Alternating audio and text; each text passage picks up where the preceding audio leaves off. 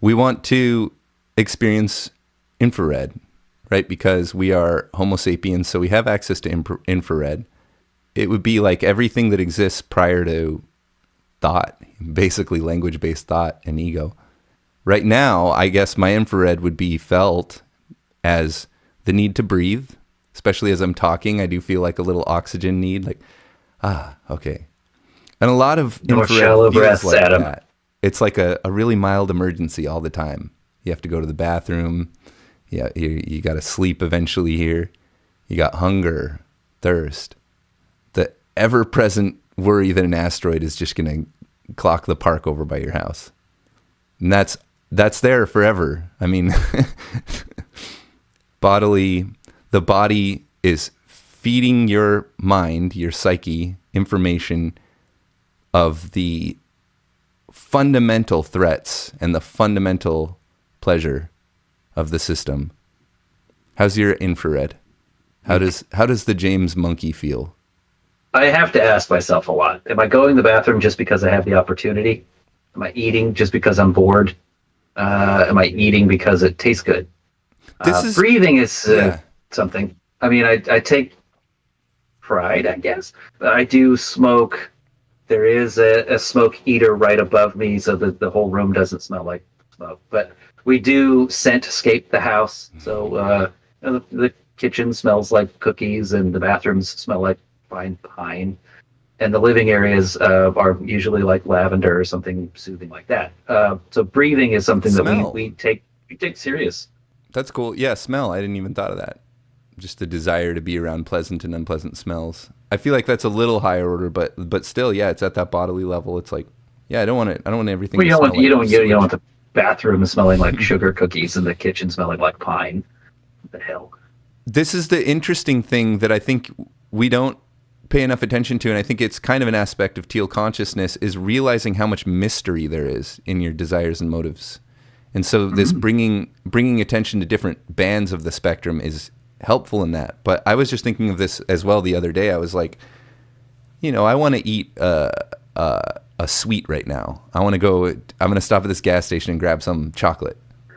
Well, craving something exotic. Yeah, but the thing is, I don't directly feel that craving. I really don't. I don't see it. I don't really want that candy. I really don't. Like, I'm not like when I eat it, I'm gonna be like, I'm gonna swallow it, and it's like, that wasn't nice. That wasn't that great. What was the point of all that? And I was thinking about like smoking weed too. Like, in a while, I'm gonna smoke weed, but why? I'm clearly into it. I clearly have like some sort of dependency on it emotionally, but it doesn't change the goodness of my situation. It doesn't change the quality, like just the felt sense of this being good or bad. I don't know if I think that it does, or I'm not in touch with whatever part of me likes sweets and likes smoking weed. I don't understand it. Like when I really think about it, because I can tell that I want things, but I feel like I'm kind of alien from, I don't actually experience that drive. It's unconscious. Like, what does it feel like to want a cigarette? That's a tough one because it's an addiction. It's kind of like being thirsty, like wanting some water. It's like it's a mental addiction, and physical because you're getting the nicotine. It is a need fulfillment, not a want fulfillment. I don't want to smoke cigarettes. There's very few times in the 20 years that I've smoked that like, oh man, it sounds really good right now. But nope. What does that it's like I need to drink to live. Like how do you experience that? That's the part that's hard to explain. It's like how do you explain being right? thirsty? Yeah. How do you explain being actually hungry and not like, first world type hungry? It's a need. It's an addiction. So it's a little different. Yeah. Yeah. It's hard to explain. And this is what's so tough on that infrared level is like, you don't know why your body wants things. So some of that stuff is really smart and healthy. And some of it is just like your body wants to jack up on some chemical, dopamine or something that tells you you're doing good, you're rewarded, this is good. We don't see that. That's stuff that scientists have to tell us is going on. But to some extent, we can kind of find that root in it's like, why am I doing what I'm doing? Okay, I feel this, but I don't really get how that creates the action. It's unconscious. Moving up a little bit, jealousy, right? I'm not sitting there going, oh, I want what that person has, but I don't have it. I just see it, and immediately the feeling comes out. And I'm telling myself that I don't feel it, right? You're usually like, nah, this isn't bothering me. Fucking. That is failing to take ownership of the jealousy. Because I think if you take ownership of it, it's much easier to actually objectify it and actually not identify with it as much. But that's that stepping outside of the subject, becoming new subject that can see the subject as an object. I think my jealousy only rears its head on non-tangible items. You're not a jealous type very much. It doesn't. Yeah, it's not keeping up with the Joneses. It's like, this person is happy 24 hours a day. That pisses me off. Not because the person's happy all the time, but like, I'm not. That's the jealousy part. And usually, I mean, I've prayed on this. It's usually unaware people who don't analyze the cons of things. Those are the ones that are happy all the time. To be happy, you just be happy. Forget that shit sucks. That's pretty easy. In theory, I talked in depth with one person who was pretty negative their whole life, and then they had an aneurysm very close to death, and then chose, like, I'm not going to be that person. I'm going to be happy all the time. He puts effort into it. Sometimes the brain damage caused by an aneurysm will actually break parts of your brain that prevent you from being happy. Maybe. I've seen this. Or unhappy. I don't know if this is that person. Maybe. It is a thing that can occur. Well, it's kind of the opposite. He's happy all the time. And I've seen him get frustrated, but it's really, really fleeting. And it's usually like problem solving, working on actual like electrical system issues and running into a brick wall for discovery, and then, getting frustrated. But it's super fleeting. That's what I get jealous about. It's I would say stupid things, but things I could very easily achieve if I put my mind to it, I think. But I analyze too much. I see the cons coming, and I don't dwell on them, but those cons keep me from being this exuberant, happy person all the time, because there's cons. This is why we don't just develop, because you have to secure each stage to your own satisfaction. So a lot of times for a person, the answer is actually to simplify things, to regress to a lower stage, and then you have less to deal with. You have less problems. Maybe that's just on some lines, like, quit your job. Your life's too complicated. You're going to regress. Yeah, you're on your fucking khakis. And you're going to focus on family, right? You're going to regress from orange lifestyle to amber lifestyle. Focus on, the structure of your life, your home, your house, get your life together. And then... There's nothing wrong with that. No. Again, we're not weaponizing anything. No. If that's where your happiness comes from, and there. Going off to be a hermit, that's, again... just get the whole social, get all these higher memes out of here. I'm going to go where all you have is you're keeping your body warm, keeping the food supplies. It's a regression. But the idea is, in that little tiny house, in that tiny system, I can make order because it's little. It's not as complicated. So it's not unrecommended. It's just, if you're at those higher levels, understand that it's more sensitivities, more chaos, more disorder, more to deal with. More responsibility, more vulnerable, sensitive, Okay, so let's go into magenta, right? So magenta in ourselves might be hard to see. We kind of repress magenta. Holy shit, all of that was beige. That was, Okay. Well, I'm not, sort of. It was a little... Yeah, we blew up here. Soaring, tumbling, freewheeling through an endless diamond sky. Something like that. So magenta is... can be felt in many ways. This is our phallic stage, where the child will tend to pair with the other gendered parent. And so we're learning the way we relate romantically, sexually. In the chakras, this is related to the reproductive organ systems. And in altitudes, we're not as focused on the somatics here. So we're more looking at belief and the connection between language and concepts. For me, this one's easy because I actually practice magic, and I actually pretend some things are real that aren't real for the purpose of my emotional regulation, actual magic practices. How do you feel your magenta? Do you have superstitions or beliefs or things that you kind of... I made a conscious decision when I was, I don't know, in my early 20s, that I was going to abandon magic and mysticism.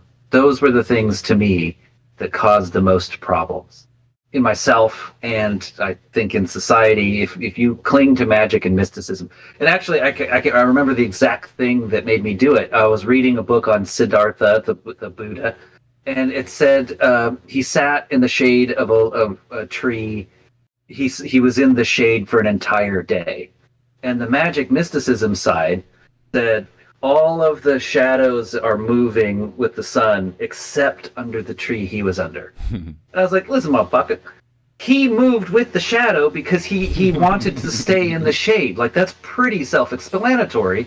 But over the micro years and years and years and years, yeah, you learn how to do this. It's been interpreted into magic. That hit me just the wrong way, and I got not mad about it, but frustrated.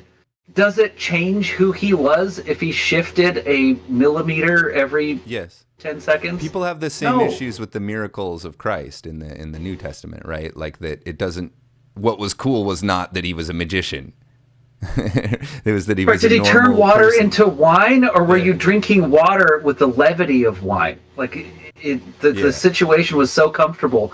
Everyone was so vulnerable that it felt like an inebriation. You see here, though, this is how these religions appeal to that magenta, is with miracles. It's how they keep. Well, in Integral, the way I describe purple to people is I'll just point at the nearest tree and say, how did that get there? And they think for a second, well, a seed came, or, a landscaper planted it. They have some sort of rational thing. Go ask a 5-year-old how that tree got there, and listen to like a half-hour story that is probably wrong, but they needed to make sense of things. They were asked a question about something real, didn't have an answer, but they told you anyway. So they don't say, I don't know.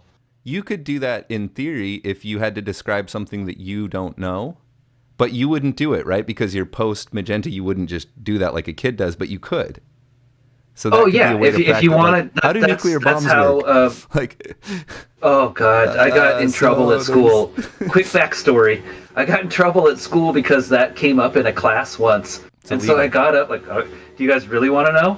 Yeah, okay. So I got up and drew an entire diagram about how it's shooting molecules at other molecules, and then the principal walked in. He's like, "What's this?" Like.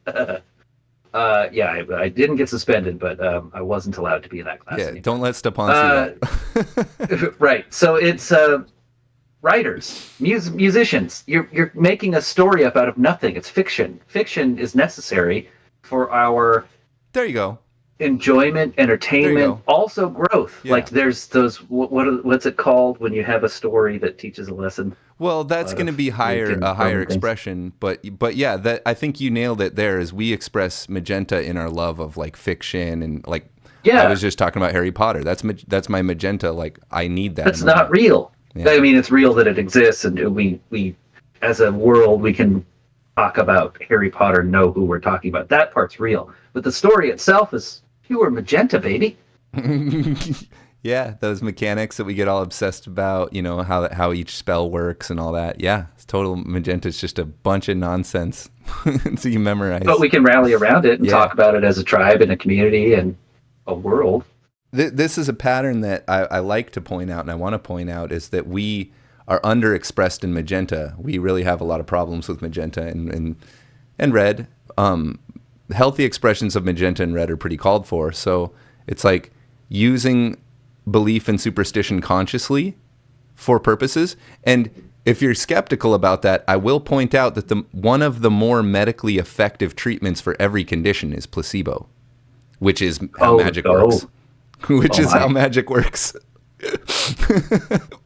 So you compare every new medicine against magic. Mm-hmm. And it's very effective. So that's one reason to reintroduce magic maybe through fiction, but also understanding how those shamanic peoples, what they were doing and why they were doing it, and could I integrate that into a postmodern integral life practice lifestyle? Why is it people that go to Adam's hut end up more than the flip of a coin being better than if they don't go to Adam's hut? I would say, well, it's because Adam has a pretty convincing ritual. Yeah. That's why. You believe. I believe. Use familiars, use amulets, use divination, but knowing that your tarot cards might as well just be a deck of Hoyle playing cards. It doesn't matter. Why not? What they look like. It doesn't even matter what they say. It's just that you believe in this system. It's interpretation. Yeah. Once I was at a tarot card reading, like impromptu, probably at Finnegan's, and with no intent of looking down on that. I had given up magic and mysticism. Like I was just there enjoying myself and listening to the stories. And in the end, they asked if I wanted to conduct one. I was like, sure. And so I just made up stories that came up with the card. Yep. And the person that I was reading for was like, oh my God. Yep. You've read into my soul. Yeah. Didn't want to diminish this situation at all. I was thinking like, yeah, I spun a good yarn. And like, oh man, you should do this. Like, no, this was fun. I did it for you guys, but yes, like I'll read tarot and they'll be like, oh, you're pretty good at this. It's like, yeah, because I understand what it's doing. I don't know the system. I'm pretending in terms of somewhat. I've learned a little bit, but I'll do it with playing cards or whatever. It's an opportunity to tell people things about themselves that they wouldn't normally receive. If you're just like, you're kind of selfish. Like people, not me. Immediately quote. Right, but if you're it's like, a platform. oh, this card seems to indicate a real drive towards self-preservation and caring for yourself above others. And oh yeah, I do kind of feel that. Like you put, I don't know if it's a real card or not, but not me. But you can spin it in that like, oh, this is like, you want more for yourself. And sometimes you don't want to work to get. I have a friend who's an outstanding tarot reader who both believes in it and also understands this kind of integral thinking. So maybe we can do integral tarot at some point. That would be pretty neat. And tell our fortunes. Yeah, that'd be a great time. I did a let's play in the Junk Plays era where we played Taboo: The Sixth Sense for NES, where it reads the Nintendo does your tarot. So you're thinking about these nerdy programmers are like sitting there like, in the future you're gonna get laid. Pretty awesome. It's like through a lens. It's like, and it's translated multiple times across languages. Beautiful experience. I wouldn't recommend watching the episode. It's pretty terrible. Maybe we'll throw a clip in here. Taboo. Mr. The best, like if you wanted to just make the best video in existence on Spiral Dynamics, it would be really close to what I did with those videos, but you have to cover every single line for each stage, or like choose 15 of them or something, and actually use the terminology and everything. That's what's lacking in the other videos. Like that's what is leading to these sorts of confusions that people are coming away from those videos with, is that I'm only looking at it in one quadrant from one quadrant. So that there's 16 at least. This creates 16 different ways to look at the stage model from each quadrant through each quadrant. So each one of those is an example of 1 and sometimes 1.5, 2. So each altitude would occupy like 45 minutes of pretty intensive discussion. All 16 views. And that's what Wilber does naturally, because he knows all these. Yeah. Yeah. And that's what the video needs to be like that's the ideal. That's what the video would be in an ideal universe, is like each would be a video in and of itself. Yeah, like a long one. Yeah. But in the purpose of that, the reason why I'm saying that's ideal is people would really get how powerful the stage model is, like how much shit it applies to all at once. Self, culture, and nature in relation to self, culture, and nature. All of these things happening in this moment. Don't act like that other stuff's not there. Yeah. Let's try and find Red Meme in... Oh, there he is. He's right behind you. He's going to go away. For Red Meme in self at this moment. What I find a lot of Red Meme is one-upmanship, is Definitely jealousy stuff. Definitely just to whatever extent you are hierarchically comparing yourself with an immediate person next to you, or you're in a small group and you're like, what's the pecking order here? Who do I have to mess with? Who do I have to not mess with? Red meme is felt as just a kind of drive towards satisfying my ego right now. The obviously where I would feel it now is we are having a discussion, so to some extent it's sort of like a dick swinging contest, because it always is. There's some element of confrontation in any interpersonal exchange, and that can be experienced as red meme. Just that I am an ego, you are an ego, we are interfacing. It's a peaceable exchange. It is a combat scenario, because at any moment you could pull out a sword. My heart knows that on some level. We don't truly trust anyone, right?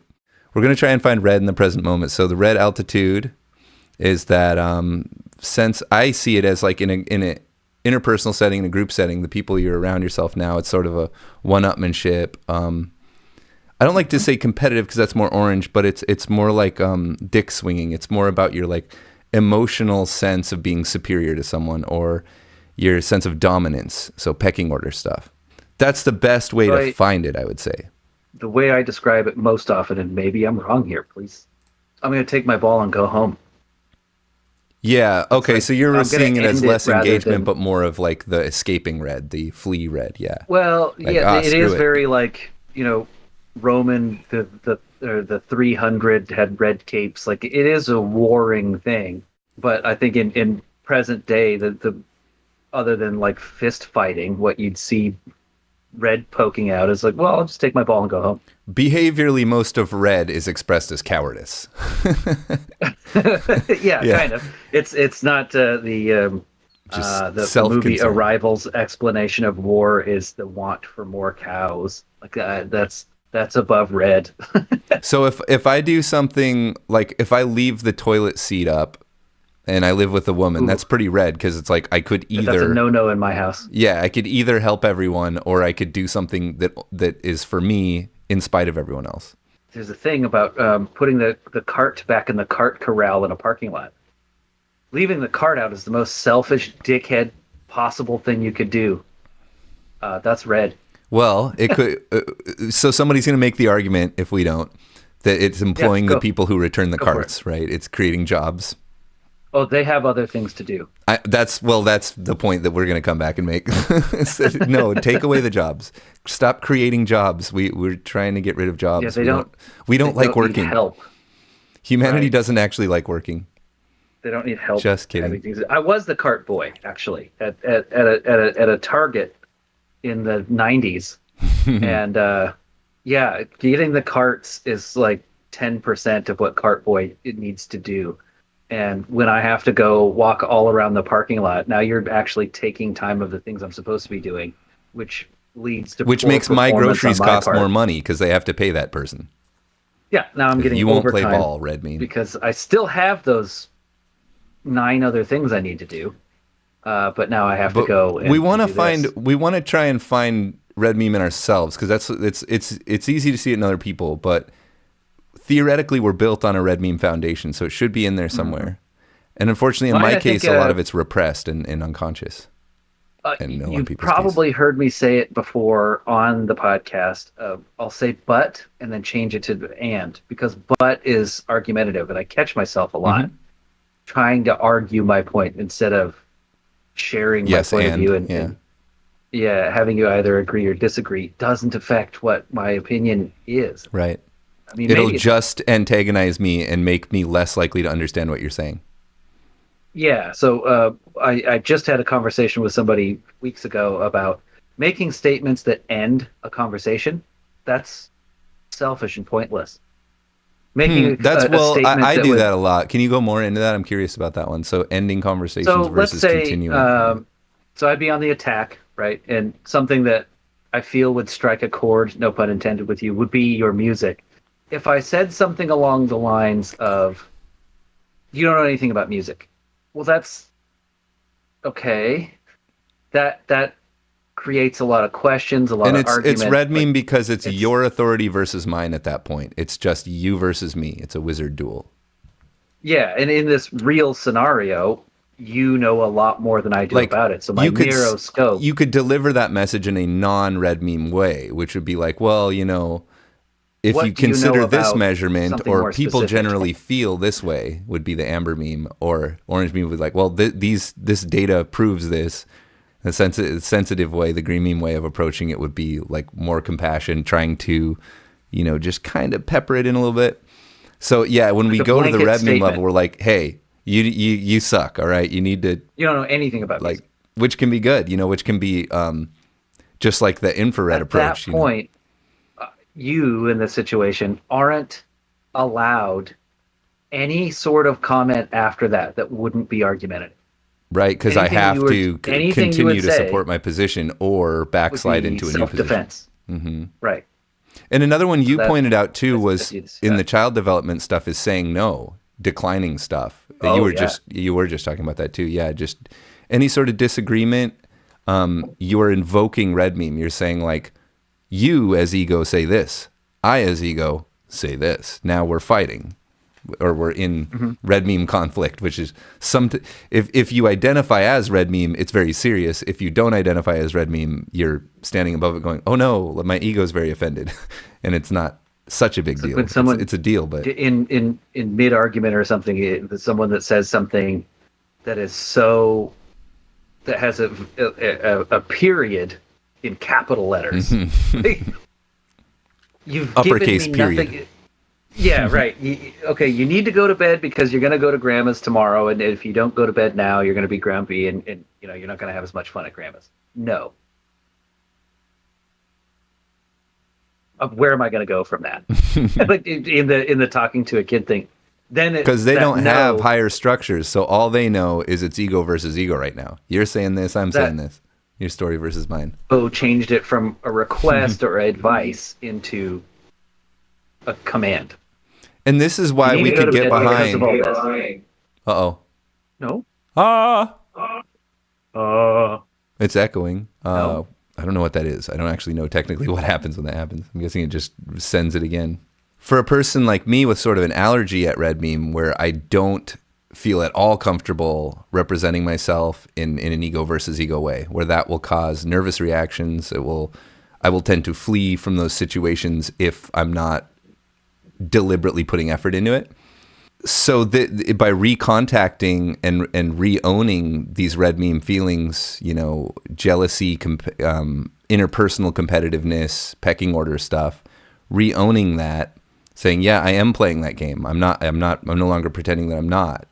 Then we have a more healthy spiral. We have less physical symptoms, and if you have integrated red meme, you won't be perceived as a dick.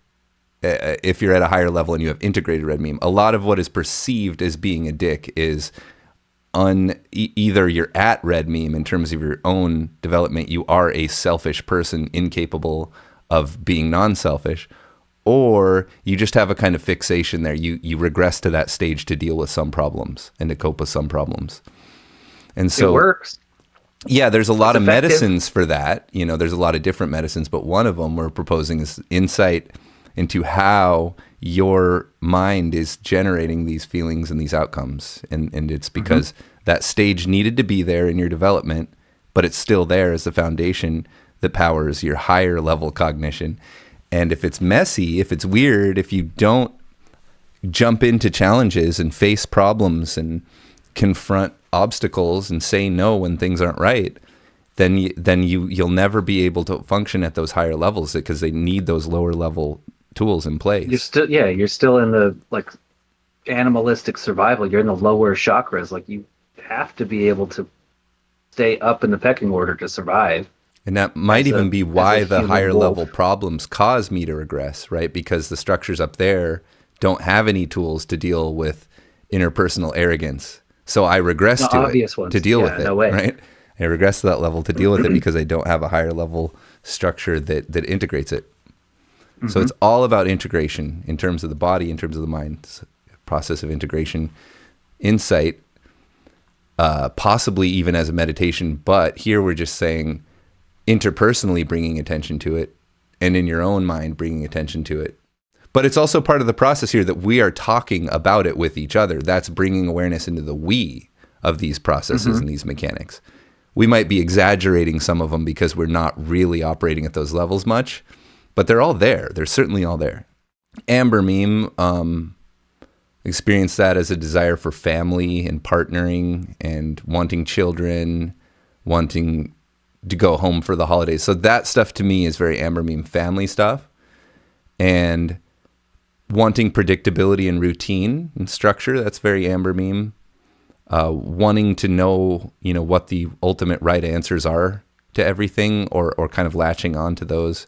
We're pretty open-minded. We're pretty good about not falling into the unhealthy Amber pit. And I'd say we're pretty healthy in Amber in general. Still some narcissism. In Amber, yeah. Or, yeah.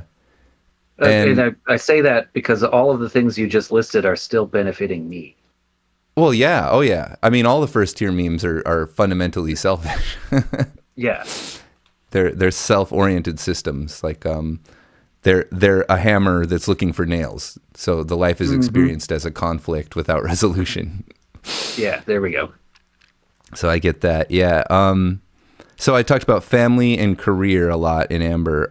Also, yeah, it's to me, community. It comes out a lot in the interpersonal. Whenever I think of someone as like a bad person, or they're just wrong, or they're just evil, how could you do something so evil? That's when you're kind of getting the Amber, and you're seeing people as red meme from Amber, because really, most of the people you're mad at aren't bad, evil, wrong, selfish. They're just it's like they're flawed. They aren't worried about the same things you are. They have different priorities. They made a choice that impacts you negatively. But they're not just like, I'm going to get you. I'm going to hurt you. I'm out. Like, that would be such a use of energy that a selfish person is incapable of. Like, a selfish person doesn't care enough about others to dedicate their life to sabotaging others. So you have to see this as a byproduct. Yeah, it's perception. You're able to perceive someone else's actions in both ways. Well, not necessarily in both ways, but how it negatively affected you. You don't necessarily see how that person's motivations was to benefit them or their tribe. You just feel the part where it was negative on you. And I think there's a lot of that Amber meme type of thinking when people talk about entertainment goods, and you're like, well, what do you like about it? Oh, it's just so good. It's just fantastic. It's brilliant. And it's like, you're just saying good over and over again. Like, what about it? What effect does it have on you? But the Amber meme just sees good and bad, good and bad, good and bad, quality, plus or minus, like binary even. It's either good or bad. On the I part of the quadrants, like not the nothing else. There's no explanation of why it was positive. And they think they're explaining, but they're just saying good over and over again. Yeah, different ways of saying it was good. It's like a lot of YouTube reviews are essentially a person saying like, I liked this, I didn't like this, I see how people couldn't like this, I see how people could like this. But like, very little of a review should be like your emotional reaction. It really should be like analyzing like why that happens and like what mechanics produce that and like overall what were the motivations, themes. Yeah. But that's fun. So that's like how Amber meme like approaches like art critique, is it either like gets the stamp or not. That's pretty good. Like no, this is a good one. To whatever extent I identify as integral or second tier or Ken Wilber, like that I see that as right and correct and I can't be convinced otherwise, that would definitely be an Amber meme expression of the integral model. Okay. Right. To whatever extent it's seen as open source, modifiable, I'm not quite sure about this or that part of it.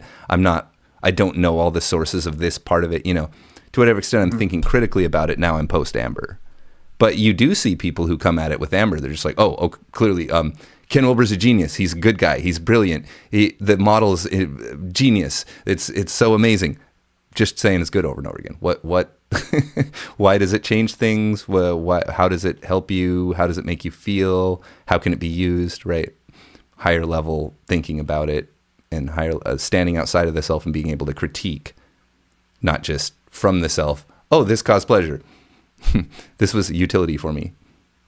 I have something I want to bring up here because it has a little bit to do with understanding a situation. I was talking to someone about how I abandoned magic and mysticism and sort of leaned towards science with reproducible answers. And they said, well, if you were to believe in God, you'd have to see God. Like, well, kind of. He's like, so if you wanted to disprove God, then how would you do that? Well, the opposite then. I separated myself right away because I knew this person was their religion meant a lot to them, and so I didn't want to engage in this conversation at all. So I separated myself as congenially as I could. And what I was thinking afterwards, like post proposition, was I don't need to see God. I need enough people with proof that they've seen it to believe. And I don't need to not see God. I need enough people with proof that they haven't to disbelieve. And wherever you stand on that spectrum is sort of your belief level. Faith, for me, isn't very strong. I like, that's not a manipulatable thing. And it's hope, and faith is sort of throwing yourself to random chance, I feel. There's stages of faith, right? Like you could line up faith along the altitudes model, and you're referring specifically to Amber Meme faith, which is like, I believe this without understanding why. Someone told me this and it touched me, and so I agree with it. It seems right. It just seems right. That's that Amber Meme like truth claim. Is this seems more right than anything else. It feels right to me. It makes sense of everything. It makes things simple. So in Orange, you have faith in your peers. You have faith in human reason. You believe that if enough people can convince you, so that's an Orange Meme truth claim, peer review. You know, if all the experts agree on this, then I agree with them. Like, it's not a matter of what if there's enough reproducible experiments that all end in the predictable way, then yeah, that's kind of how it works. And I think it was James Fowler, Stages of Faith, like literally did this. So at every level, yeah, there's a sort of faith at every level and a sort of disillusionment at every level. And at Orange, we have that faith in reason, yeah. So let's go to Orange, right? Because Orange is easy for us. We experience Orange as a desire to pursue truth through communication and thought, to pursue legitimacy and validation because someone understands, or because you can show me why, or because you can prove something. So felt sense of an individualism, like I as a separate self, and that we're playing a game and that we want to achieve. We're just trying to maximize our playing of the game, get the best outcomes according to the rules of the game. It's like Orange is home. It's hard to talk from home a lot, like where you spend so much time. Most of my, like a big part of my experience is the Orange experience. It's just like, I am a mental process here, and I'm trying to figure out what's correct. And it seems kind of urgent to me to do so. Like I really want to know what the truth is. How do you experience? I mean, that fits in the U.S. That fits. Easy way to process everything that's coming at you socially. That's how kind of we operate. It's very effective. This is a culture that harbors it very well. It's based on Orange principles for the most part, at inception. So Orange is kind of easy. So Green Meme. In integral meditation, Wilber describes it as like a desire to call someone out for their insensitivity, basically, like a desire to find where people have biases that they're unaware of. So I think I can relate more to that one. People have biases they're unaware of. So in my case, it's always the bias that people have is that they're unaware of integral and don't care, right? That's what I always see as this bias. Like I'm trying to explain this to you and you're fighting against it for the last 20 years of intellectual discourse. If I'm running into people who have any interest at all, and I try to explain try to use integral as an explanation, and they refuse it, fine. We don't need to talk about that. It's okay. I guess I feel a little indignation at the treatment of animals. I would say that. I don't feel mad about environmental degradation, though. I feel like it's the price we pay for great things. Like, I'm not saying it's a good thing and we should keep doing it. I'm just saying that one makes perfect sense to me. But cruelty to animals, I think, is kind of just being a dick to a certain, like, we don't need that as badly, in my opinion. So what level of cruelty are we talking here? Are we talking like farms, or are we talking like actual abuse on an individual I guess level? take the worst one that exists and start there, right? And I'm not saying go all the way, but currently, like a slaughterhouse is like, this could be more humane. This could be like, it would cost more money. Beef would cost more money. And we wouldn't subsidize it so that people would buy more meat, artificially with our tax money. Yeah, there's a lot of in testing, getting into testing and all that stuff. Like, I don't care a whole lot, but I do feel a little bit. It's like we could be handling this better and more compassionately. And I think a lot of it is resistance to change. Like, when I was young, I became a vegetarian at one point because I watched the Faces of Death series. And people got mad. I thought people were going to be like, oh, that's cool. You had a realization and you changed your moral behavior. But no, people would get really mad at me and fight against me. I remember. Yeah, because they think you're you're full of yourself. Trying to be a martyr or something. Yeah. Fucking Mark. And so, it was like, I expected it to be like, I expected to virtue signal and have people go like, oh, good for you.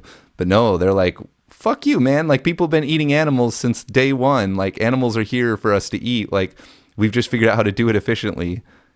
Okay. I think it may partially it may have been a reaction to just the word vegetarian, or just the word vegan.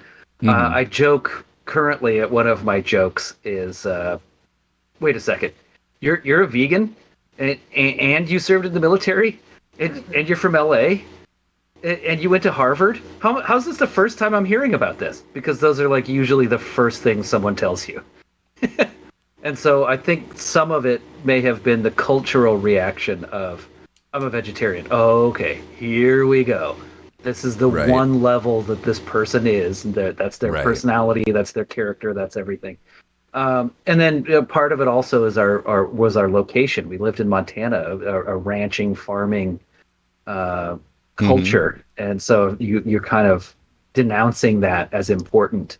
Well, my grandfather owned a ranch, and great grandfather, all the way back, like, this is how we live. Yeah. Yep. I mean, a small part of it is probably that they saw like, oh, that probably is a good thing, but I'm unwilling to do it, and so the jealousy part, the part where like I just pisses me off that this person's happy all the time. Just pisses me off that Adam doesn't need to eat meat and he's still like fine. That pisses me off. And they know that the argument that's going to piss me off the most is the it tastes good argument. Oh, there's plenty of non-meat things that I can never quit eating meat, even if it's evil, because it's so fucking good. Okay, so you're a rapist. That's your nature. Right. That's what that is. Yeah, that's a very giving in to carnal. But I mean, any argument that's like people have been doing this since they evolved is, to me, it's the worst. It's such a stupid argument. It's like we have outgrown so much evil, So, well, okay, that's Amber, but again, we got to Amber in discovering what was evil and good in human behavior. That was an accomplishment. Right. Horribly torturing and murdering isn't good, quote unquote. That was an accomplishment for quite a long time. We've made so much headway. So, if you want to revert to the old ways and be like hyper Amish and go back to infrared, you're looking at a real short, real painful run through this thing. You'll be very in touch with your body and with nature. I wouldn't recommend it, but shit, we always have the software available to do all these names. But yeah, stuff from prehistory, it does not moralize it. It does not make it okay to do. Right. Slavery is old as well. Yeah. Right. So we're still, I think, firmly in green. So then I think just going, we didn't want to do like the state practice stuff here because that's waking up practice. So we can experience second tier in ourselves. And in integral meditation, he just names like turquoise as the only integral stage. And it's like, yeah, you can do that. You can squish them together. There's a spectrum. So this is simply, of course, we're experiencing a lot of it now because we're specifically trying to recognize meta patterns and paradigms, and we're trying to find these in self, culture, and nature. So this is an intrinsically integral expression on purpose. So this is that system. This is that part of ourself. This is that altitude. How does it feel? What does it look like as we see meta paradigms and see the quadrants and see the aqual map as we discuss it? It's however the heck we're feeling. I've always felt that you start alone at beige, right? You're all in your head. There's not a lot going on. You're processing. And as you go higher, whatever, spiraling, widening, however you want to metric it, it becomes a lot more social, to the point where green is going to fight for someone else and their feelings when it has no effect on you. I'm going to give up my time and energy for not even me. And then you get back, okay, now we're like second tiered. You're back alone again. Yep. Yeah. It's integrated too. It's integrating that lone self. But going up, there is a certain, so it's multiplying perspectives, and I mean multiplying, right? Not just increasing by numbers, but like if you take a fourth person perspective where you're seeing all the perspectives happening at once, now that multiplies the people, the characters in the situation, the agents, let's say. So going up is always multiplying. Matrix? You referring to Matrix here? It sure is. Yeah, this is absolutely. How dare you? So up around second tier and in the third tier now, the perspectives are multiplying so much that it's kind of becoming anonymous. It's kind of becoming impersonal. So even though there's these zillions and zillions of characters, at this point you're like, well, I'm not even a character anymore at this point. I'm just like this map maker. I'm this like witness to all this. So it's very lonely. Yeah, it's very isolated. It's very separate. And so that's where we're feeling that yearning for reintegration of to relieve that suffering of separation. It's now standing on its own. I don't want to say regression because that sounds negative, but that's going back to a previous tier one. Yeah, it's only negative because we've made it so, right? Like to assimilate. If you stay on this, as you said, like let's say it's a cartographer, you're like making the map. If you never leave your tower and actually go to the river, what a horrible existence. Mm-hmm. And that's, stage 12 I can tell you where the river begins and ends and where the waterfalls are, but if you've never visited them, if you never go and get wet, what the fuck is the point? Yeah, and getting wet, right? Like the non-dual thing, like the structure of it is a reintegration and a re-owning of lower in a embodying of first and second tier, a full spectrum thing. That's the highest stage, right? Like the drop of water is 100% water. It's all water, so it's holographically the same as the ocean. So in all of these lesser experiences, they all have the entirety of the absolute packed into them. The whole of God is common between every sentient being, the capacity to be pure awareness. It's the same. It's generic because it is the entire universe. It's all of reality, or the entire cosmos. Don't act like those other chakras aren't still there. Yeah. So more embodying, like becoming the video game character, becoming the NPCs, becoming the background, becoming like when Alex Gray puts little eyes inside of everything. Oh yeah. Because everything's you looking back at you. It's all you looking back at you. Not ego, but yeah, the you that is just awareness of the universe experiencing itself. In the end, it's all you, bud. So we did end up talking about third tier on accident. Oh, you guys.